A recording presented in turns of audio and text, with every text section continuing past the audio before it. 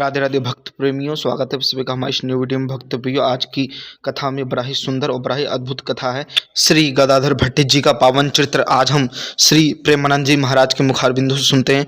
तो आपका ज्यादा समय न लेते हुए वीडियो को शुरू करते हैं। राधे राधे। श्री स्वामिनी लाडली जी के चरण कमल की रज का सेवन किए बिना, उनकी आराधना किए बिना, रजोपसेवी रसिकों के बिना और जो चरण चिन्हों से युक्त भूमि इस वृंदावन धाम का आश्रय वास लिए बिना कोई श्याम रंग में कैसे रंग सकता है।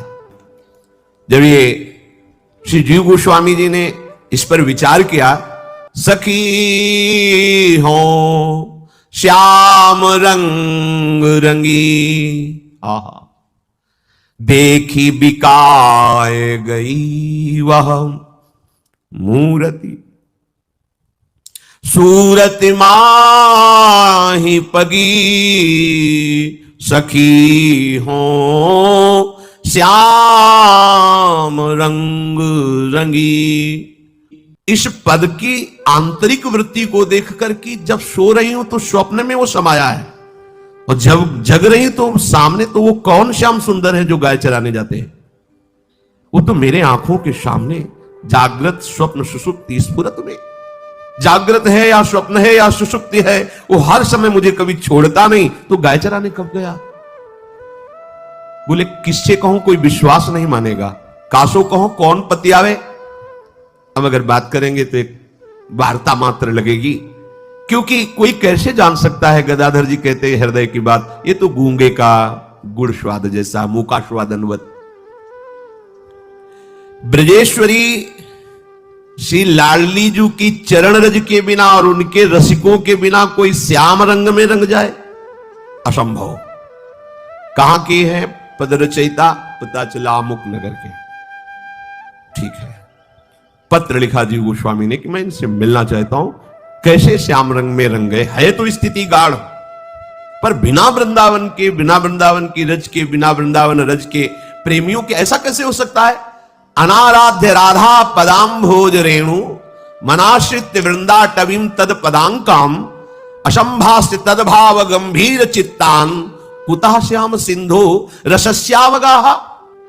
आश्चर्य है ये बोलने में श्याम रंग में रंगी हूं, पर पद बता रहा है कि श्याम रंग में रंगी है, क्योंकि वाणी कैसे रंग चढ़ा हुआ है, कितना चढ़ा हुआ है, वाणी बता देती है अनुभवी जनों को, जो उसी रंग में रंगे हैं।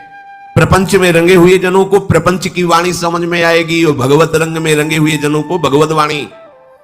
पत्र लेकर के जीव गोस्वामी का उनके निजजन गए, जिस नगर में गदाधर भट्ट जी का वास था। पहले बाहर ही शौच आदि जाया जाता था, कुआं आदि में स्नान होता था। प्रातःकालीन वहां पहुंचे तो कुआं में बैठे हुए दत्तवन कर रहे थे।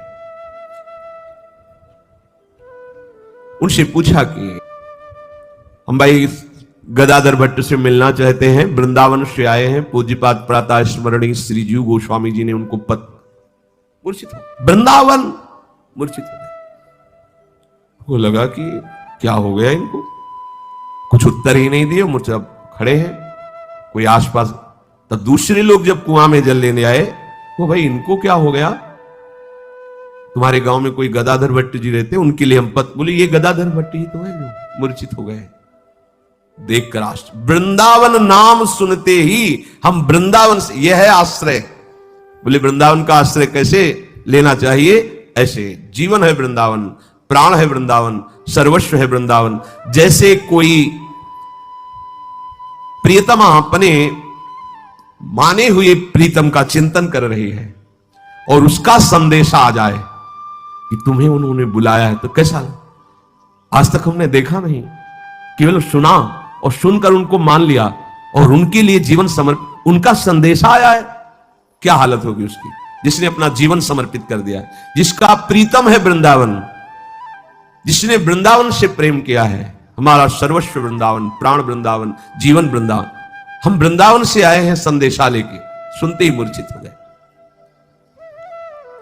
जब ये पता चला कि यही श्री गदाधर भट्ट जी है, तब उनका वो जो पत्र पढ़ करके आश्चर्य हुआ था, वो बात चली गई कि जो इतना वृंदावन का प्रेमी है, इतना गाढ़ आश्रय है, उनके लिए ऐसा प्रेम दुर्लभ नहीं है।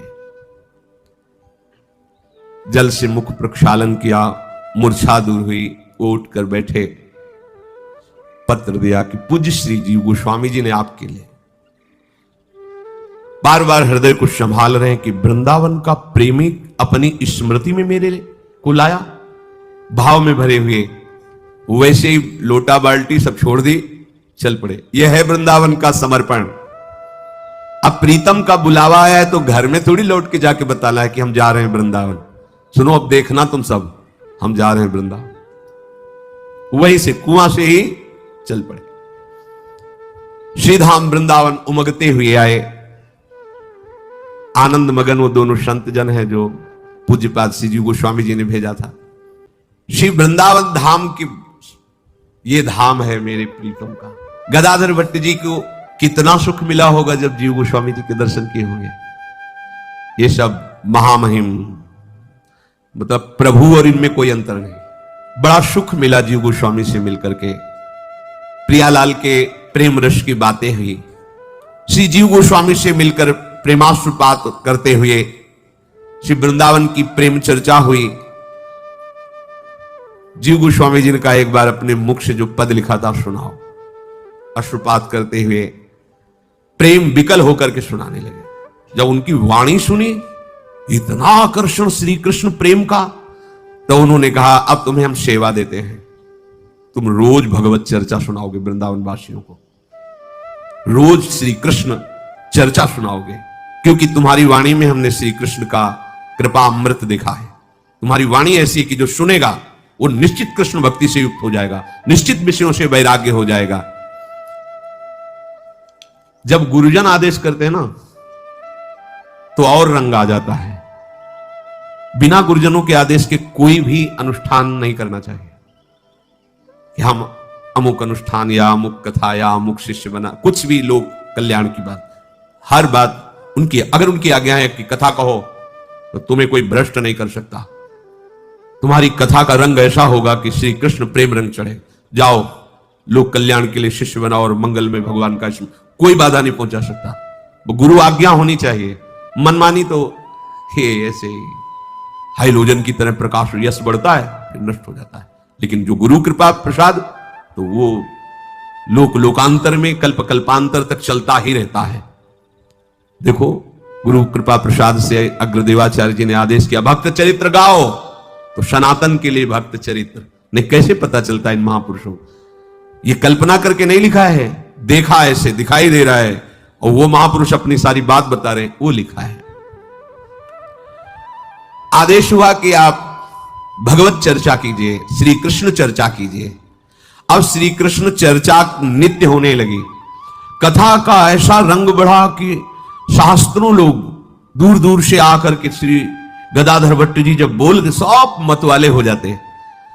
अब जब भगवत चर्चा सुनेंगे तो सिद्धांत भी होता है, और सिद्धांत सुनेंगे तो उनमें फिर ब्रह्मचर्य संयम आदि होता है। वृंदावन के समीपी धरौरा गांव, वहां के एक राजपूत सरदार कल्याण सिंह, उन्होंने जब गदाधर भट्ट जी की कथा की महिमा सुनी कि सत्संग होता है बड़ा आकर्षणकारी, वो आए। ऐसा प्रभाव पड़ा कि अब वो कथा का ही चिंतन करते हुए फिर दूसरे दिन का फिर अब वो तो कथा के रसिक हो गए। उनका हृदय ये निश्चय करने लगा कि अब मुझे कोई भोग नहीं चाहिए, अब श्री कृष्ण चाहिए। यही है सत्संग का, यही फल है। भोगों से राग हटने लगे, देह भाव मिटने लगे, श्री कृष्ण अनुराग बढ़ने लगे। अब वो पत्नी जो थी उनकी, न ये हंसते न बोलते, घर जाते गंभीर मुद्रा में अपना प्रसाद पाया, चल दिया, एकांत बैठे नाम जप कर रहे, कथा के विषय में चिंतन कर रहे। अब गृहस्थी में तो सब लीलाएं होती हैं। अब वो काम वेदना से पीड़ित हुई, इनके समीप गए, न बात किए, न देखे, न बोले, तो उसको लगा कि गदाधर भट्ट जी ने तो हमारा सर्वनाश कर दिया। ये जब से कथा में जाने लगे तभी से ऐसा है। अब क्या करूं, हमारे पतिदेव हमारे हाथ से निकल गए, हमारे काम के नहीं रहे, अब कैसे वापस करूं। निश्चय किया ऐसी युक्ति रचूंगी कि जो कथा वाचते हैं ना, इन्हीं का मुंह काला करूंगी, तभी अश्रद्धा होगी, उनसे अश्रद्धा होगी तो फिर हमारी बात बन जाएगी। ये बड़ा विचित्र खेल होता है। श्री तुकाराम जी महाराज जब कीर्तन करके भगवद यश करते तो सब सुख प्रवाह आनंद मगन, तो तुकाराम जी से भाव नहीं रखते थे, पर किसी ने जो उन पर भाव रखते, कहते एक दिन चलो ना उनको ले। उनको तो ऐसा आकर्षण हुआ कि शिष्य बन गए। अब वही बात, अब यहां नारद सिख जे सुने नर नारी अवश्य भवन तज हो, भिखारी मूल मुड़ाओ रज लगाओ पीले पहनो चलो हटो। बोले गृहस्थी कोई बात नहीं चलेगा, पति पत्नी दोनों बैराग्य ले लो, रहो एकांत, भजन करो, श्री जी का चिंतन करो। पत्नी ने सोचा कि तुकाराम ने तो हमारा जीवन है, क्यों यही जीवन है गृहस्थी का, खाओ पियो। बहुत ही कटु स्वभाव की थी। पति के चरण पकड़ा और कहा आपका तो उद्धार हो गया ना। ये क्या है, तो गाली देने वाली पैर पकड़ रही। कहा देखो एक बार हम पर भी कृपा करो, अपने गुरुजी को लाओ और हमें भी। तो उनका गुरुजी बड़े दयालु हैं, अवश्य आ जाएंगे, लाओ ना कल। 10 लीटर पानी का भगोना रख करके आग में चढ़ा दिया। तुकाराम जी आए, विनय की थी उनसे कि हमारी पत्नी जो बिल्कुल नास्तिक है, आपकी कृपा से वास्तिक हो रही, और आपके चरण दर्शन, अगर आप घर पधारोगे वो शिष्या बन गई तो मैं निहाल हो जाऊंगा, क्योंकि भक्ति में बड़ा विरोध करती है, फिर दोनों भक्त हो जाएंगे। सहज संत करुणा में आ गए, आसन पे बैठा लाई प्रणाम किया, अहो भाग्य आप पधारे। जैसे दुश्मन को नहीं देखा जाता, ऐसे यही है जो हमारा सब सुख नष्ट कर दिया, बैठो महाराज। पति से कहा कि बैठे क्या कर रहे हो, कुछ सेवा व्यवस्था में लगो। तो जो ही वहां पास से हटे, क्योंकि चरण पकड़े हुए, पास से हटे तो 10 किलो पानी घंटों पहले चढ़ा दिया। पानी ऐसे खौल रहा था, खौलता हुआ पानी लाए, ऊपर से तुकाराम जी के डाल दिया। हमने वाणी पढ़ी तुकाराम जी, वो विठल से कह रहे देख लो कैसा जल रहा हूं, मतलब भयंकर पीड़ा।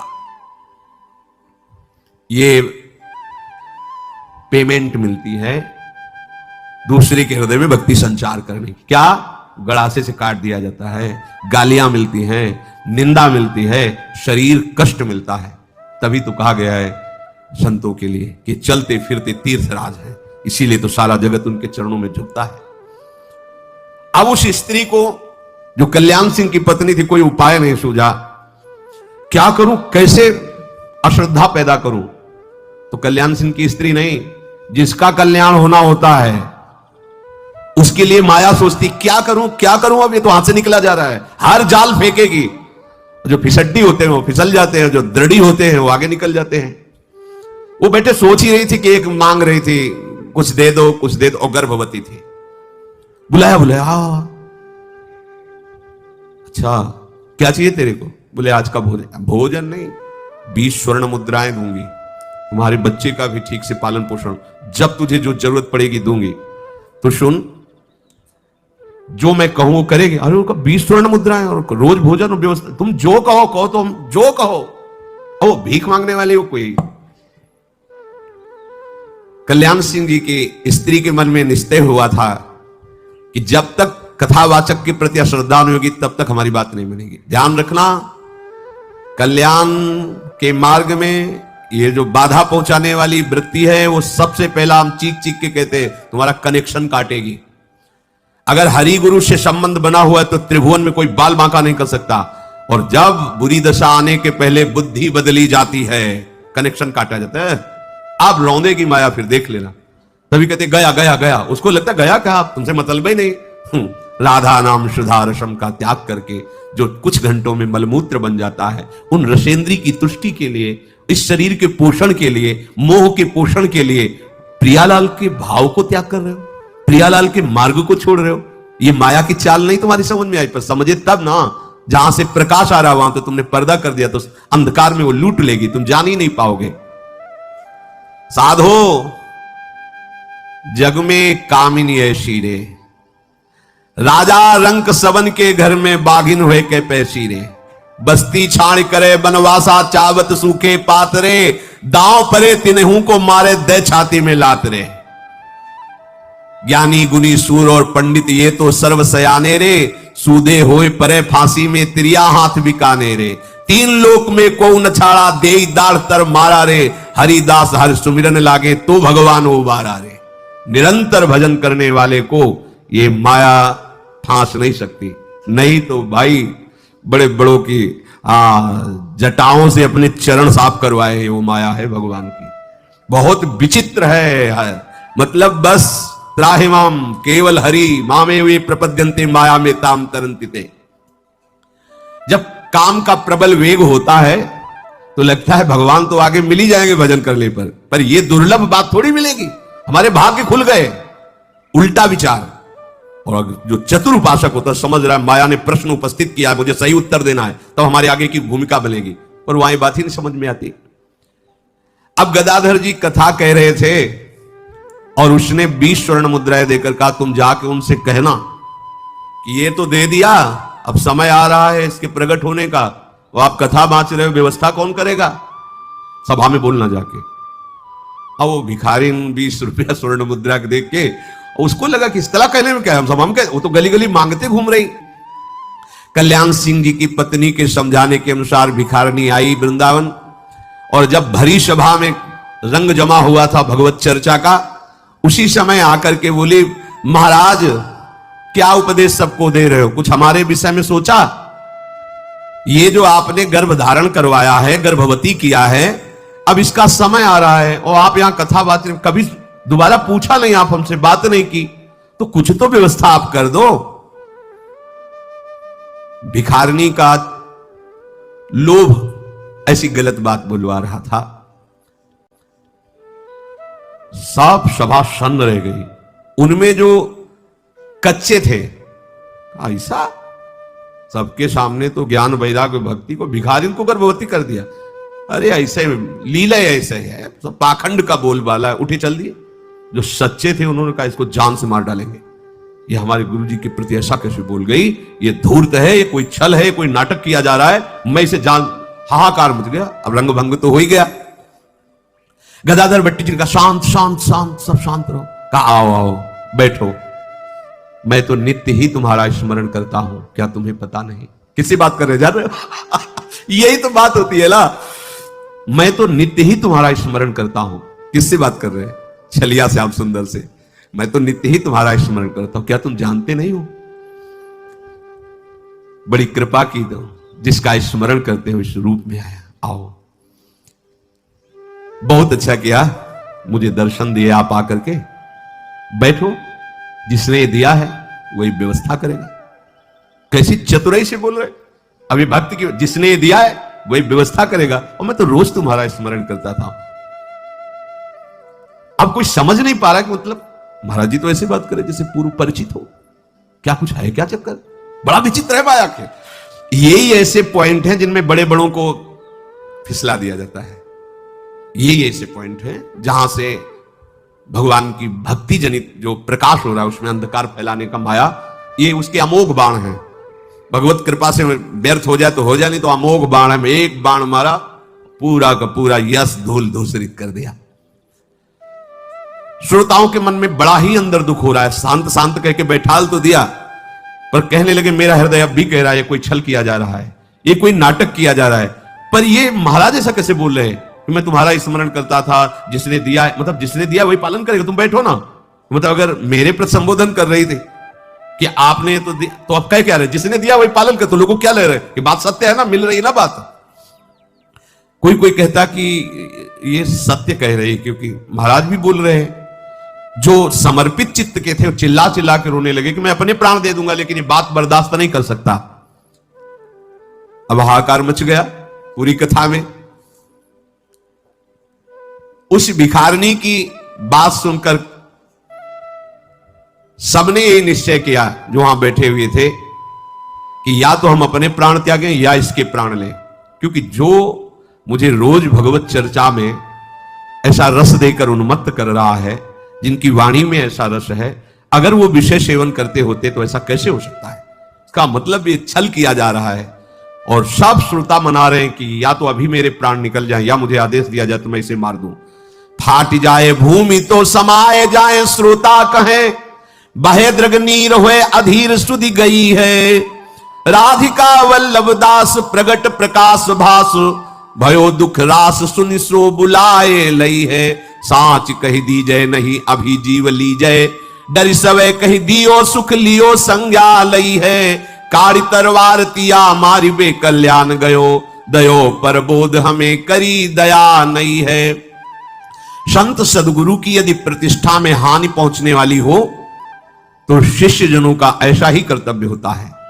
वो सब श्रोताजन कह रहे हैं कि ये धरती फट जाए मैं धस जाऊं, मुझे ये शब्द अब दोबारा सुनने को ना मिले, मेरा मरना ही उचित है। मैं अपने गुरु की ऐसी निंदा नहीं सुन सकता। और दुखी होकर नेत्रों से आंसू बहाने लगे। एक राधिका वल्लभ दास नाम के बड़े ही सुलझे हुए संत थे। उन्होंने उसकी हालत देख करके समझ लिया ये भिखारिन है और ये ड्रामा कर रही है। उन्होंने गदाधर भट्ट जी से कहा, बस 2 मिनट, मुझे कुछ इसकी हानि नहीं करूंगा, बस 2 मिनट समय दे दीजिए। और पकड़ा भिखारिन का हाथ और एकांत ले गए और कहा, ठीक बता दे तो जीवन दान दे देंगे, अगर जरा भी झूठ बोली तो काट के फेंक देंगे तुझे। और उसकी इतनी दम उसमें। तत्काल रो के बोलने लगी कि मैं तो 20 स्वर्ण मुद्राओं के कारण ऐसा, कल्याण सिंह की पत्नी ने मुझे ऐसा ऐसा, चल सभा में बोल।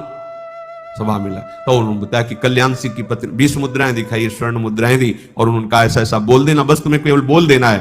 तो मैंने आकर बोल दिया है ऐसा। अब वो डरी हुई जब अपनी सारी बात बताई तो कल्याण सिंह तो वहां आग बबूला हो गए। उन्होंने तलवार खींची और भाग पड़े घर की तरफ कि ऐसी दुष्टा पत्नी जाके अभी टुकड़े टुकड़े कर देंगे। श्री भट्ट जी ने रोका, यही सत्संग सुना है अभी तक, यही सत्संग का फल है कि तुम क्रोध धारण करके हिंसा पे उतर जाओ। अरे भाई, हमारा कार्य है अपने मार्ग में दृढ़ रहना, माया का कार्य है हमारे कार्य में बाधा पहुंचाना। अगर हम बाधित हो गए तो परास्त हो गए ना। हमें गुस्सा नहीं करनी, हमें परास्त नहीं होना, हमें अपने प्रभु के मार्ग में, ये देखो ध्यान रखना, ये जीवन में होता है, ऐसा ही होता है। बहुत से ऐसे उदाहरण बड़े पड़े हैं। उपासक को चाहिए चाहे जैसी परिस्थिति हो, यदि प्रेम मार्ग में, भगवत मार्ग में चले हो तो दूसरे का अहित ना होने पावे और अपना कदम न रुकने पावे, ये सिद्धांत जीवन में धारण करना। और ये बल मिलता है भगवत कृपा से। ये कोई मानुषिक बल नहीं है, ये भागवतिक बल होता है, जिसके बल से ऐसी क्षमता होती है कि निंदा करने वालों पर भी कृपा किया जाए, अमंगल करने वालों का भी मंगल किया जाए। इसीलिए इस कृपा को प्राप्त करने के लिए वृंदावन धाम गरज रहा है। यहाँ के रसिक जन, यहाँ की रजरानी आपको ऐसा समर्थ बना देंगी, कोई भी माया का प्रभाव आपको परास्त नहीं कर पाएगा। सदैव श्यामा श्याम के निरंतर चिंतन में रहिए और लक्ष्य सामने रहे कि मुझे इसी जन्म में भगवत साक्षात्कार करना है। निश्चित हो जाएगा, आपका लक्ष्य ही आपको भगवत प्राप्ति है। लक्ष्य विहीन जीवन किस काम का? जब मन आया माला चला लिया, जब मन आया मन मानी आचरण, ऐसा नहीं। ये जन्म मिला है कसौटी पे कस के जलने के लिए। जलोगे तो स्वर्ण जैसे चमकने लगोगे। प्रियालाल की सेवा। महाराज जी का ये वीडियो अच्छा लगा हो तो कमेंट में राधे राधे लिख के भेजिएगा। राधे राधे।